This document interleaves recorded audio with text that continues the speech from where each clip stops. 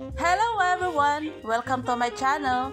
For today's video guys, magluluto tayo ng Chicken Bicol Express.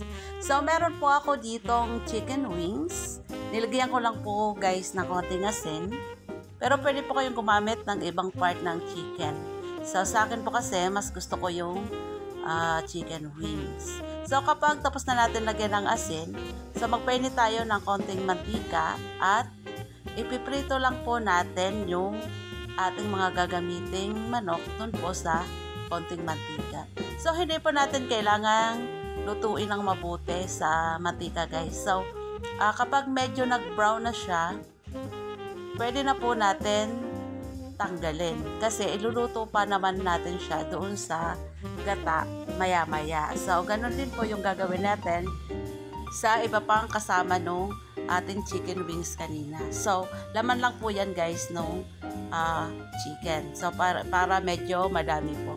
So after po natin ma-prito yung ating mga gagamiting manok guys, narito po yung iba pang sangkap na kailangan natin ihanda. So meron po ako ditong alamang. Yung alamang ko guys is luto na siya, pero pwede po yung gumamit ng kahit hindi pa luto. So meron akong siling haba, siling labuyo, bawang sibuyas, at luya. Tsaka po yung chicken na pinirito natin kanina at gata. So, yung susunod natin gagawin is i-chop lang po natin lahat ng sangkap.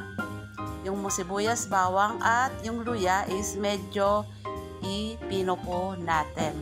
So, yung sili guys, siguro mga nasa 6 na piraso na siling labuyo yung aking ginamit at mga 7 peraso din na siling haba. So, pwede kayong mag-add ng sili guys. Depende po sa kung gaano nyo gusto kaanghang yung lulutuin nyo Bicol Express. So, after ko po maiwa yung sili guys, sinugasan ko uli siya.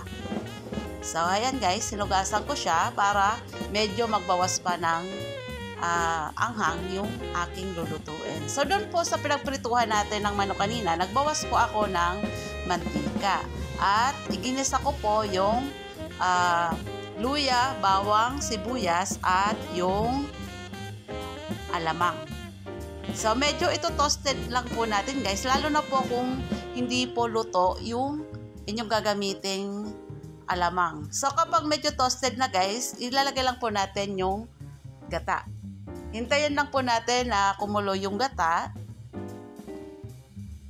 At kapag kulo na, isusunod po natin ilagay yung ating piniritong manok kanina.